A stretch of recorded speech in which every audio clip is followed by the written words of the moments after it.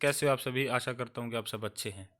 दोस्तों, कल मैंने एक वीडियो बनाई थी जिसके अंदर ये बताया गया था कि हमारे जो संविधान है उसके अंदर पंचायती राज का जिक्र किस अनुच्छेद के अंदर होता है। जैसे कि हमने बताया था कि 243 243 आर्टिकल के अंदर इसका उल्लेख किया गया है, और हमने वो पार्ट वाइज भी किया था कि 243 ए बी सी डी में क्या आता है, और वो आपको ट्रिक के द्वारा हमने याद करवाया था। तो आज हम हरियाणा पंचायती राज एक्ट 1994 करते हैं, क्योंकि ग्राम सचिव का पेपर आपने देखा होगा, उसके अंदर इन्होंने यहीं से सेक्शन से सवाल आए थे कि किस सेक्शन के अंदर क्या है। तो मैं इसको पढ़ाने से पहले एक ब्रीफ आपको एक नॉलेज देना चाहता हूं ताकि आप इसको अच्छे से समझ सकें। देखो, हमारा जो हरियाणा है वो 1 नवंबर 1966 को बना था। उससे पहले भी हमारे हरियाणा के अंदर जो पंचायती राज की जो संस्थाएं मौजूद थी, जो पंजाब ग्राम पंचायत एक्ट 1952 के अकॉर्डिंग वो चलती थी। तो उसके बाद जब इनको संवैधानिक दर्जा दिया गया तो हमारे संविधान के अंदर 73वां संविधान संशोधन किया गया, जो कि 1992 में हुआ था। तो उसकी डेट थी 24 अप्रैल 1992। ठीक है। और हमारा जो पंचायती राज हरियाणा पंचायती राज एक्ट बना वो बना था 22 अप्रैल 1994 को। ठीक है।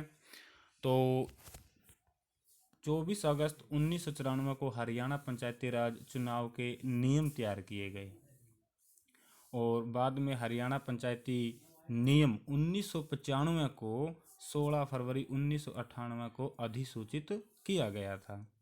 फिर इसके बाद क्या हुआ कि जो हरियाणा पंचायती राज का तो वित्त बजट हुआ, लेखा जोखा हुआ, या जो टैक्स के नियम हुए, उसको 14 अगस्त 1996 को अधिसूचित किया गया था। तो इन सब के पश्चात हरियाणा पंचायती राज अधिनियम 1994 बनकर तैयार हुआ, और इसके अंदर 29 विषयों को डाला गया। फिर उसके बाद संविधान की 11वीं अनुसूची के अंदर इसको सूचीबद्ध कर दिया गया था। तो फ्रेंड्स, हम अब ये देखते हैं कि जैसे कि हरियाणा के अंदर ग्राम पंचायत है, तो हम ये देखते हैं क्वेश्चन यहीं से बनता है कि हरियाणा के अंदर किस ज़िले के अंदर सबसे ज़्यादा पंचायत हैं।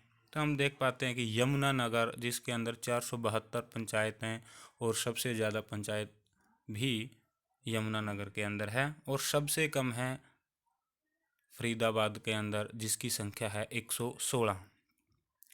अगर हम बड़े लेवल पर देखते हैं, अगर एक क्वेश्चन कैसे बना सकता है वो ये दे देगा आपको कि भाई इसको सीरीज वाइज लिखें कि किस में पंचायत राज ज़्यादा है या किस में कम है। तो जैसे 1 नंबर पे आएगा यमुनानगर, सबसे ज़्यादा पंचायतें हैं इसके अंदर। दूसरे पे अम्बाला, जिसके अंदर 397 है। तीसरे पे है कुरुक्षेत्र, और चौथे नंबर पर है करनाल। ठीक है। तो ये मत सोचना कि सबसे कम पंचायत पंचकूला या चरखी दादरी में होगी, ऐसा बिल्कुल नहीं है, क्योंकि सबसे कम पंचायतें हैं फरीदाबाद में। तो अब हम इसको शुरू करते हैं।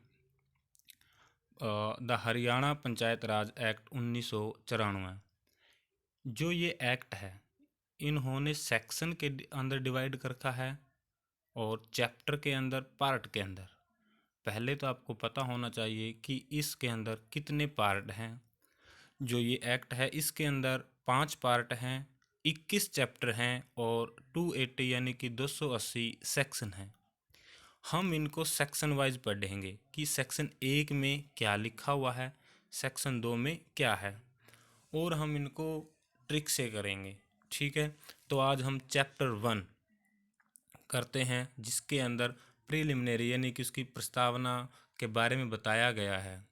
जैसे कि सेक्शन 1 है, जिसके अंदर लिखा है शॉर्ट टाइटल एक्सटेंट एंड कमेंसेंट। इसका मतलब क्या है कि इसके अंदर जो पंचायती राज है उसका शीर्षक, उसका सीमा, उसका भाई वो कहाँ तक है, तो इसके बारे में वो लिखा हुआ है।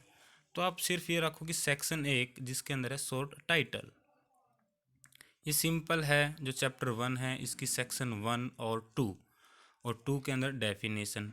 अब कैसे याद रखोगे इसको कि जैसे कि 1 के अंदर है शॉर्ट टाइटल।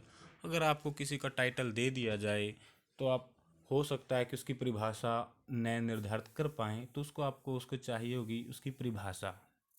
तो सेक्शन 2 के अंदर मिलेगी उसकी डेफिनेशन। ठीक है, तो चैप्टर 2 है जिसके अंदर प्रोविजंस दिए गए हैं ग्राम पंचायत के, पंचायत समिति के एंड जिला परिषद के। ये तीनों के तीन चैप्टर 2 के अंदर मिलेगा इसके सिंपल प्रोविजन जो होते हैं जनरली। जैसे कि सेक्शन 3 है, उसके अंदर आपको ड्यूरेशन मिलेगी तीनों की, 3 सेक्शन तीनों की ड्यूरेशन ऐसे याद हो जाएगा। जैसे कि सेक्शन 4 है, अब जो ये 4 है सेक्शन, इसके अंदर आप देखो इसके आगे लिखा हुआ है ओथ।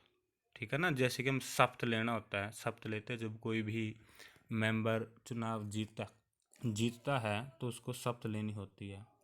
अब जो ये सेक्शन 4 है और ओथ में अगर आप देखो अल्फ़ाबेट की संख्याएं 4 है, OATH।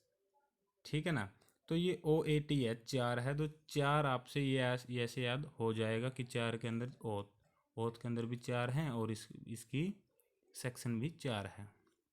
ठीक है, तो सेक्शन 5 देखते हैं जिसके अंदर रेजिग्नेशन, इस्तीफा की बात की गई है। जनरली हम देखते हैं कि सभी चुनाव जो सरपंच पंच है वो 5 साल के लिए चुने जाते हैं। अगर वो 5 साल से पहले हटना चाहता है तो उसको क्या देना पड़ेगा? रेजिग्नेशन। तो सेक्शन 5, अगर 5 से पहले हटना है तो उसे रेजिग्नेशन देना पड़ेगा, इस्तीफा देना पड़ेगा। तो 5 साल से पहले हटेंगे तो सेक्शन 5 में क्या हुआ? रेजिग्नेशन। ठीक, फिर आ गया 6, सेक्शन 6 यानी कि धारा 6, feeling of casual vacancy. Feeling of casual vacancy का मतलब हुआ कि भाई अगर असामान्य तौर पर कई बार वैकेंसी जो रिक्तियाँ होती है वो भरनी होती है। 6, तो 6 से बनाओ आप छोड़कर, जो व्यक्ति जो सरपंच था या पंच था वो छोड़कर चला गया उसकी वैकेंसी को फिलिंग करना। ठीक है फ्रेंड्स, अगर आपको अच्छा लगा है तो प्लीज़ लाइक करें, शेयर करें, और कल मैं आपके लिए पार्ट 2 चैप्टर 3 की वीडियो लेके आऊँगा। ठीक है फ्रेंड, ओके।